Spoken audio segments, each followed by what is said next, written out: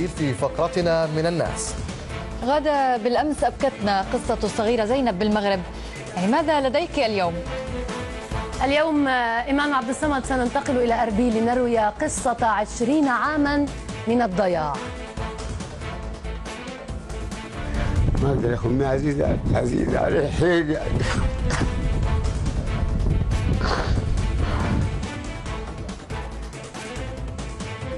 إبراهيم بلال آدم الذي غادر السودان سنة 89 إلى العراق سعيا وراء لقمة العيش، ولم يعرف حينها أنه لن يعود لبلاده، وأنه سيشرد طيلة 20 عاما وسيفقد أي صلة بأهله.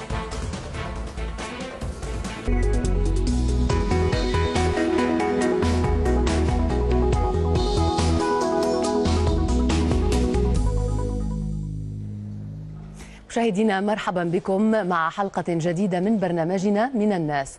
اليوم مع قضية جديدة، نمضي إلى الشمال العراقي، إلى كردستان، نروي قصة إبراهيم بلال آدم الذي غادر السودان قبل نحو 20 عاما بحثا عن مورد رزق يقيه ويقي عائلته الحاجة، غير أن سنوات اغترابه في العراق تحولت إلى مأساة لتصبح رحلة ضياع انقطعت فيها كل صلة بين إبراهيم وأهله، وتشرد من مكان إلى آخر وفقد جواز سفره وكل أوراقه الثبوتية، وبالتالي صار إبراهيم عاجزا عن العودة إلى السودان، بل صار عاجزا حتى عن مغادرة قريته حيث يعمل راعي غنم. فإلى أربيل.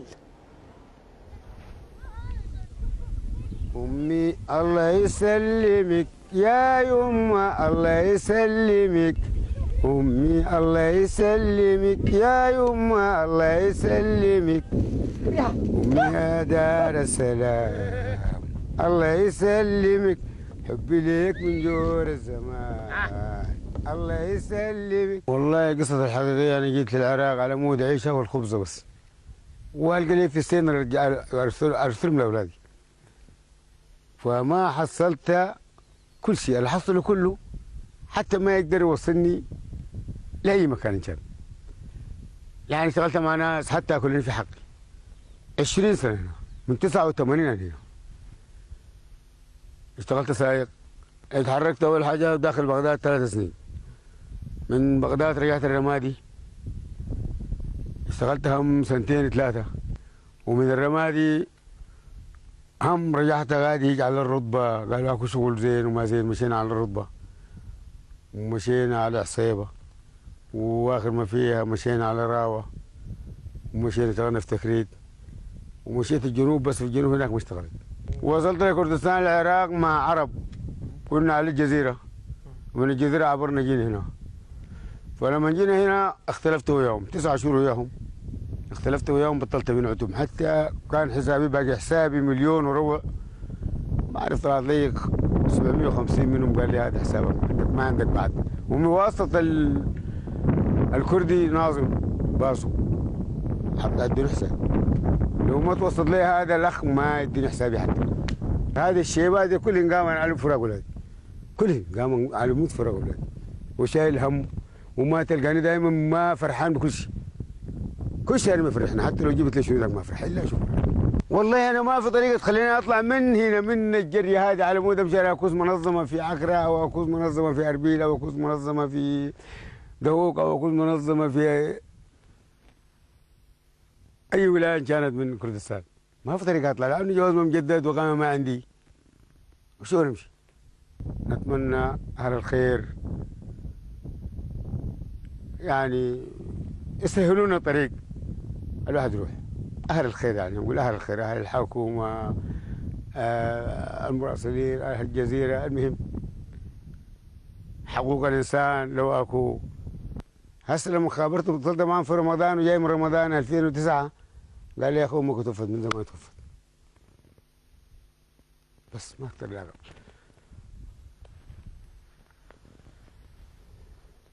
الله يسهل، سهل الجميع. لا بالي مال، لا بالي سياره امشي بيها، لا بالي كل شيء، بسلم عليهم وسلم عليهم يا باشا. انا حتى لو مت ادفنوني يابا، هذا قبر ابونا. انا لو مت هنا يجوا منك يزوروا قبر ابوهم بكردستان، اصرف معهم ما يقدروا. فاتمنى من الله الواحد يروح. انه يا اخي اشتغلت كثير، انا هسه عجزت عن شغل، عجزت، انا جيت من قدر هذا الولد، عجزت من الشغل، ما اقدر اشتغل. والله ارسلت 3 ورقات و10 دولار بواسطه البنك، كان حواله بريديه ما انطر لها في ايدي، انا لو انطر لها في ايدي كان مشيت، بس حواله بريديه حبر على ورقه وكتبتها باسم المراه، مستفيده المراه. راحت السودان وفي السودان ما صرفوها. 20 سنه ليها هسه ورقه، خبروني قال لي يا اخي ورقتك جبتها هنا قاعده، رحنا البنك قال ما يصرفوها الا انت تجي. يعني يقول انا لو مت هنا البنك ياكلني هذيل 3 ورقات ونص غير انطاء المريا الوليه هذه. يا اخي عمي والله انا قلبي وارم يا اخي، والله قلبي وارم، وبالطريقه دي الواحد ممكن يموت هنا ما يصل.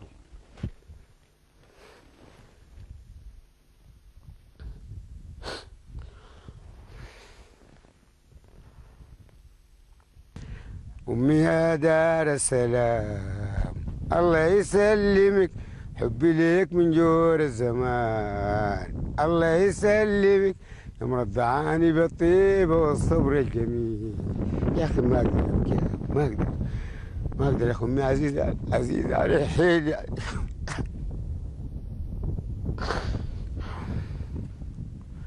أمي يا أخي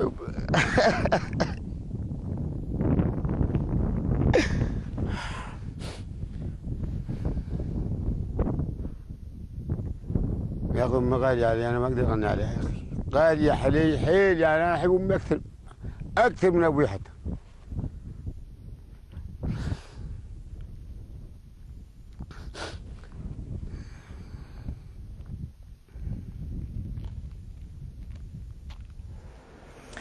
ينضم إلينا الآن من قرية خراب باصو في محافظة دوك إبراهيم بلال آدم المغترب السوداني في العراق الذي رأيناه معا في هذا التقرير. إبراهيم، علي أن أقول لك أبكيتنا معك، ما الذي تطلبه الآن منا من الناس؟ اطلب اني اسافر الى اهلي. نعم نسمعك. ايوه. تطلب ماذا؟ انا هنا مثلا اطلب جوازي. هسه جواز انا ما عندنا، وقاعد هيك يعني انسان مجهول. نعم، يعني إبراهيم تريد الحصول على جواز سفرك لكي تسافر إلى أهلك بعد 20 عاما. هل ترى الشاشة أمامك الآن بوضوح؟ ترانا الآن أمامك بوضوح؟ أي راعيها. نعم. طيب لدينا مفاجأة لك، سوف تسافر الآن ولو عبر الشاشة معنا، لأنك سترى الآن إبراهيم عائلتك، ستنضم إلينا عائلتك من الخرطوم، إذا نراها معا. إبراهيم ترى الشاشة بوضوح أمامك؟ أي شايفها. من ترى؟ نحن نرى خديجة زوجتك ونرى ابنك عمار، هل تراهما؟ عمار وراهم. إذن خديجة وعمار يسمعاننا الآن. خديجة تسمعينني؟ أيوة أسمعك. ماذا تقولين لإبراهيم؟ لا يقول له ربنا يجيبه بالسلامة، أولاده محتاجين له والله شديد، دايرين إنه يجي. وعمار تسمعنا؟ عمار والدك الآن أمامك، ربما تراه لأول مرة منذ 20 عاما، ما هو شعورك الآن؟ كيف تشعر؟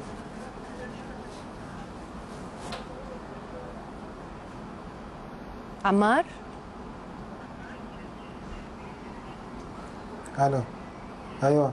عمار كيف تشعر؟ والدك الآن أمامك لأول مرة تراه منذ 20 عاما.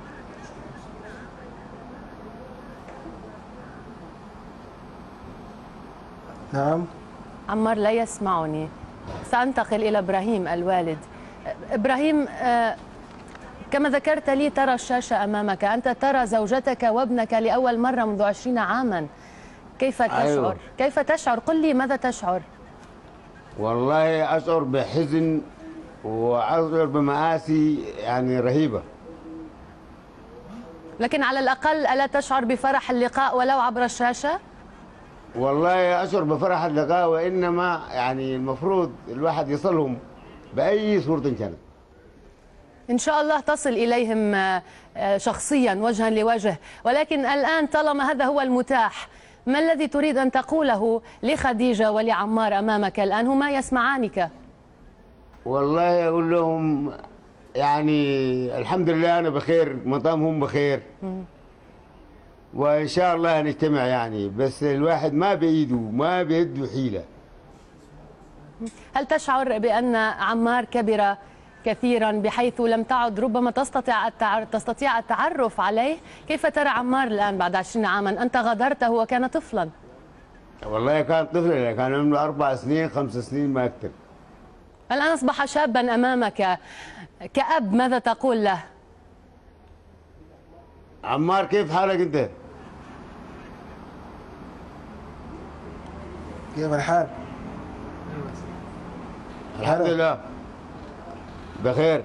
كيف انت؟ ان شاء الله كويس. اخبارك؟ الحمد لله كويس، بس فاقدك أنت بس. لا تمام الحمد لله. الله يخليك. وأخواتك كيف؟ طبعا احنا هسه شايفينك. ها؟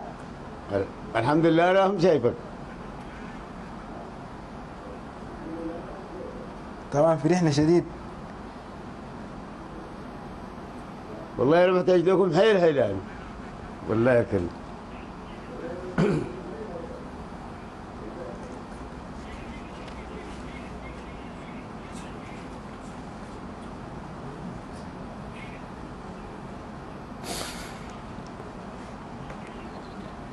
احنا طبعا محتاجين لك شديد، عايزينك تجي. إن شاء الله إن شاء الله إن شاء الله إن شاء الله. دائما متفائل بالله عز وجل أن يوفقني وأقدر أجيكم إن شاء الله في خلال العيد، بعد العيد شوية. ان شاء الله. بس يعني الطرق مغفلة، الطرق المفتوحة زي زمان، أنا كان زمان جيت أصلا ما ممكن أقعد. ان شاء الله. إن شاء الله. لأن عمار، لو نتحدث أيضا إلى والدتك خديجة الزوجة التي بقيت 20 عاما مبعد قصرا عنها زوجها. خديجة، هل وصفت لنا شعورك الآن عندما التقيت عبر الشاشة بزوجك الذي رغما عنه لم يستطع أن يلتقي بكم خلال 20 عاما؟ ما الذي تقولين له؟ ما الذي تقولينه عن أيضا أسماء وأمال ابنتكما أيضا اللواتي لم نرهما معكما الآن؟ موجودين معايا. ربما نستطيع التحدث إليهما أيضا، لكن أريد منك أن توجهي كلمة لزوجك لأنه يسمعك ويراك. أقول له ربنا يعيده بالسلامة لأولاده.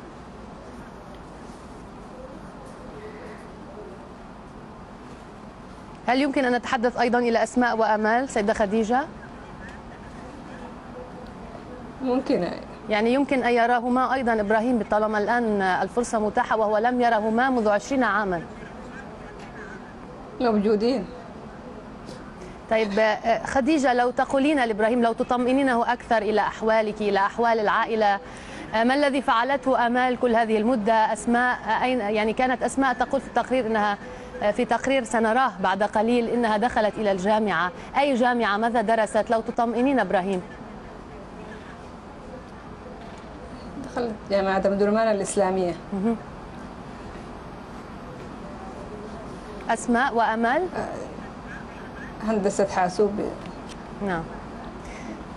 طيب بانتظار أن تنضم إلينا أسماء وأمال أنتقل إلى إبراهيم.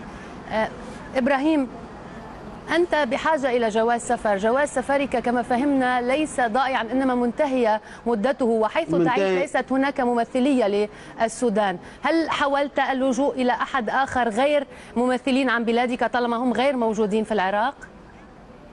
والله ما لجأتها. نعم. هل حاولت نعم. هل حاولت الطلب ممن تعمل عندهم من مشغليك أن يساعدوك في هذا الشأن؟ والله ما يقدروا، ما بيدهم حيلة.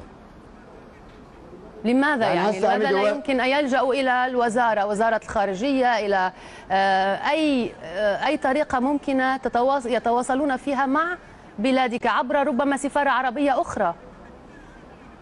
نعم، بس الواحد هسه من كردستان ما يقدر يصل الموصل، ما يقدر يصل بغداد، لانه في اي محل يمسكوك انت ارهابي وانت شنو وانت ما ادري ايش، يدخلوك السجن.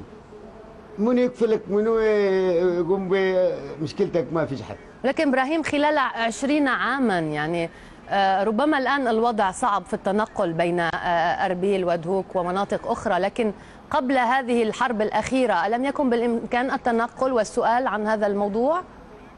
والله كنا يعني الواحد بيجدد وتنقل اي محل وهويته في جيبه ومجدده وما ناقص اي شيء. لكن بس قامت الحرب هذه الاخيره يعني احنا ما قدرنا نعمل اي شيء. يعني هسه مش انا وحدي، في مليون سوداني هنا ما قادرين نعمل اي شيء. عبالك ولا في حكومه ولا في ناس راكدين وراهم ولا في ناس مسؤولين منهم، ونحن في ذاك الوقت بندفع ضرائب للسفاره في اي كل سنه تجديدات وفلوس ودك. هسه كل شيء ما من هسه حضرة الحشا كانه نحن ولا سودانيين ولا في حد جايب خبرنا. طيب إبراهيم ابقى معنا لو سمحت. يبدو أن أسماء وأمال لم تنضم مع زوجتك وابنك، بأي حال سنراهما، ولكن في التقرير التالي الذي أعده الزميل أسامة سيد أحمد من الخرطوم لكي نعرف أكثر عن طريقة عيش هذه العائلة بغياب الأب والزوج. نشاهد معا. كم 20 سنة سافر أخباره كانت مقطوعة من سنة 90. هسه جابوا خبره قالوا يعني موجود وكده، عايز يجي السودان وما لاقي طريقة، طبعا أوراقه ضايعة وكده، وهو خلانا مع أخوي، كنا مع أخوي في بيته، وهسه دي أجرنا هنا البيت ده.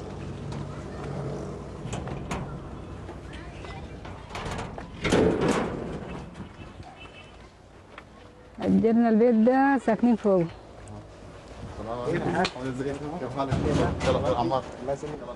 أنا عمري بكون زي 4 كده. سافر طبعا، أنا قلت لهم تسافري، أنا كنت صغيرة وكنت نايمة معاه في السرير ذاته، الصباح لقيته معه. سألت أمي قالت لي أبوك سافر، وأنا كنت متذكراه يعني بيمشي أي حتة بمشي معاه والدكان كده يعني. لما يجي من الشغل أنا وعمار بنلاقيه بيشيل من الحاجات لما يجي ولينا. احنا محتاجين له الليله قبل بكره، يعني لو جاء الليله احنا محتاجين له، ولو جاء بكره محتاجين له. يعني حاجتنا له كبيره جدا جدا. وجوده جنبنا ده يعني احسن من اي شيء، احسن من قروش، احسن من اي حاجه. يعني هو لو جو ما عنده اي حاجه احنا برضه حنقبل في النهايه زول والدنا وكده، يعني ما في زول ما بيقدر يقبل والده باللي عنده او ما عنده، في النهايه والدك. عمار قرأ هنا في مدرسة الحارة 15 وكمل 7. بعد ذاك طبعا الظروف شوية هنا طلع من 7. ليه طلع من 7؟ طلع عشان الشغل يساعدني. احنا علينا كثير والله، فينا دخلنا المدرسة وفينا والدتنا مرضت وفينا في أشياء كثيرة طبعا، لكن الحمد لله قدرنا نجيب على كل عيننا، ووالدتنا ما قصرت معانا، علمتنا وربتنا وما ما خلت لنا شيء، ما قصرت معانا. واشتغلت في مدرسة دار المنهل، عاملة وشغالة بالمهية. بتكفيك الماهية دي؟ والله المهية ما بتكفي، بس ضربنا نديها الأجار بس. والله صعبة والله، أنا تعبت غاية، اشتغلت تعبت شديد، ومعيشة الأبناء والله دايرة كفاح شديد. بس احنا بقينا بنات وفي سن الزواج، ما ممكن يعني واحدة تيجي تزوجها وأبوها ما في، يعني ضروري لازم يكون معانا. وهو لو كان معانا من زمان يعني ما كان اشتغلنا وما كان كده، يعني كان حنكون قاعدين في البيت. وأنا بمشي الجامعة وكنت شغالة وبمشي الجامعة، كنت بتمنى إنه أجي من البيت بعد الجامعة، يعني ما أمشي الشغل حتى بعد ذاك الجامعة. اللي بقول له أبوي لو كان في ما كان مشيت اشتغلت مثلا كده. وجوده جنبنا احنا برضه يعني فقدنا حنان الأبو، يعني كنا محتاجين له. يعني هسه لما أشوف طفل صغير ماشي مع أبوه بحسده، يعني بقول أنا ذاتي بتمنى إنه أكون يعني في مكان الطفل ده، يكون أبوي معي. حاجات كثيرة يعني بتحصل للزول. من ناشد المسؤولين والجهات المختصة على الناس اللي بيقدروا يعني يطلعوا الجواز ويقدروا يجيبوا لنا بسلامة. والله كويس برضه، محتاجين له شديد، وهو ذاته داير يجي بأي طريقة يعني. ساعي مشكلته إنه الجواز ما عنده أوراق، وطبعا ضايعة وما بيقدر يتحرك غير أوراق، هو محصور في حتة واحدة.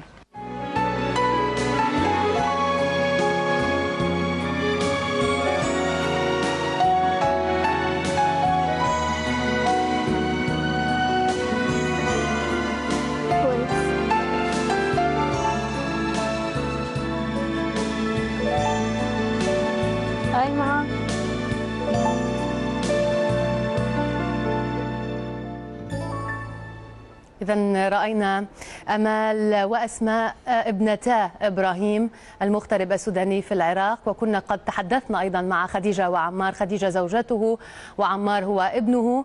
الآن معنا من الخرطوم جعفر الخليفة بابكر مدير إدارة القنصليات في الخارجية السودانية.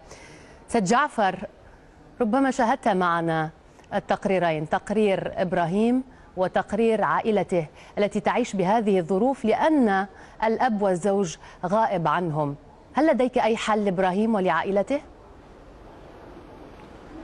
أولا يعني أحب أن أعبر في مستهل حديثي عن كثير الشكر والتقدير والامتنان لقناة الجزيرة على هذه اللفتة الإنسانية النبيلة، وكما أعبر أيضا عن سعادتي التي تكمل سعادة هذه الأسرة، وذلك للمساعي التي تبذل حاليا لجمع شمل الأسرة.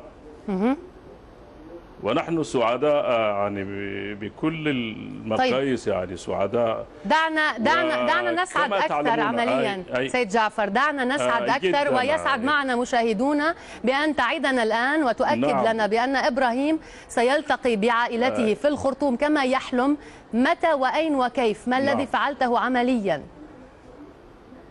أنا أود أن ألقي الضوء على بعض المساعي التي بذلتها السفارة والتي انتقلت من بغداد إلى الأردن إلى عمان. وقد كنت اليوم في اتصال تلفوني بسعادة السفير مرغن النور جاويش، وقد أفادني أنهم ومنذ أن خرجوا من العراق في عام 2006 لم تنقطع صلتهم بالجالية السودانية في العراق، إما عن طريق مكتب الجالية في بغداد أو عن طريق منظمة الهجرة الدولية أو عن طريق الصليب الأحمر. نعم. والنتيجة؟ واستطاعوا أن يقدموا. نعم. أريد نتيجة سيد جعفر، لأن وقت البرنامج انتهى. قبل أن ينتهي أصر على أن تقول لنا نتيجة الآن. نتيجة جدا. مكتب الجالية السودانية في بغداد والسفارة السودانية التي انتقلت إلى عمان على علم كامل بهذه القضية، وقد عبروا لنا عن استعدادهم التام لتقديم كل الخدمات التي تمكن الأخ إبراهيم بلال من العودة إلى وطنه. كيف سيعود؟ ليست لديه أوراق، لا يمكن أن ينتقل إلى بغداد. نعم سيستخرجون له وثيقة سفر اضطرارية تمكنه من التحرك بسهولة. متى ما تم الاتصال بالجالية السودانية. نعم، شكرا جزيلا لك. شكرا. إذن قالوا على استعداد لأن يقدموا له هذه الخدمة يعني. وإبراهيم يستمع إليك وقد أخذ وعدا شخصيا منك عبر هذا البرنامج، وهناك الملايين شاهدون على كلامك سيد جعفر. شكرا جزيلا لك وعلى مساعيكم. وسنتابع نحن هنا. نعم طبعا. سنتابع نحن ونحن هنا أيضا سنتابع معكم في عمان وفي الجالية في بغداد. شكرا. بضمان الحصول على هذه الوثائق. شكرا جزيلا لك. أرجو إذن التوفيق لك إبراهيم في هذه المساعي، ولكم السيد جعفر الخليفة بابكر مدير إدارة القنصليات في الخارجية السودانية من الخرطوم.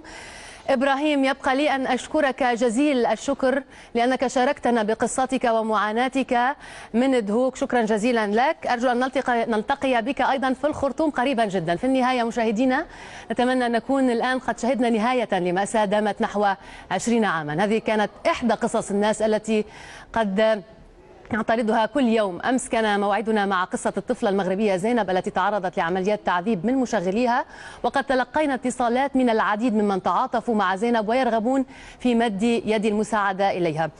عفوا، نذكركم بأن قصصنا نستقيها منكم ومن تفاصيل حياتكم. يوم الجمعة المقبل يتجدد موعدنا في التوقيت نفسه مع قصة أخرى، ونذكركم أننا نتلقى مقترحاتكم وقصصكم على بريد البرنامج الإلكتروني nas@aljazeera.net. إلى اللقاء.